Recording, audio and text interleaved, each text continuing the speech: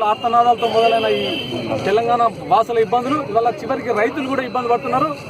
రైతులు నుండి ధాన్యం కొనుగోలు చేసిన ఈ ప్రభుత్వం 2 నెలలైనా ఈ రోజు వరకు రైతులకు డబ్బులు ఇవ్వాలి.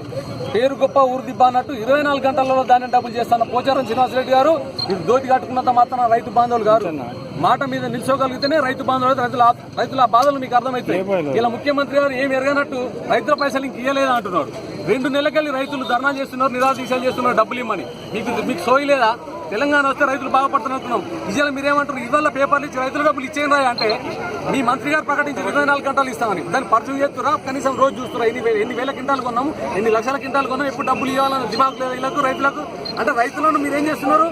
రైతులను కూడా మీరు మాయ మాటలతో మోసం చేస్తున్నారు, రైతులను కూడా మోసం చేస్తున్నారు. చివరికి తెలంగాణ రాష్ట్రంలో దేశంలో మొత్తం అంటే రైతుల ఆత్మహత్యలలో ఉంది, అప్పులలో ఉంది, అవినీతి ఆరోపణలు ఉంది, భూ కుంభకోణాలలో ఉంది. ఈ కేసీఆర్ కుటుంబం మరియు అధికార పొత్తులు మియాపూర్లో జరిగిన కుంభకోణం కూడా మీరు కావాలని కూడా కట్టుకుని సబరిష్టాలను మీ అనుభవాలను పెట్టుకుని అక్కడ ఈ 1000 కోట్ల కుంభకోణం చేశారు.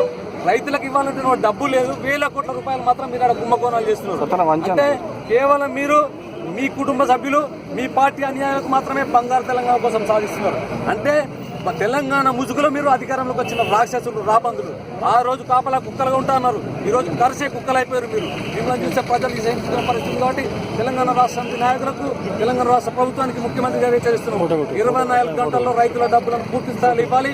బ్యాంకు నుండి ఏక మొత్తంలో డ్రా చేసుకునే విధంగా చర్యలు తీసుకోవాలి. మియాపూర్ సిబిఐకి అప్పచెప్పి తక్షణం చర్యలు తీసుకోవాలని తెలంగాణ రాష్ట్ర ప్రభుత్వాన్ని డిమాండ్ చేస్తున్నారు.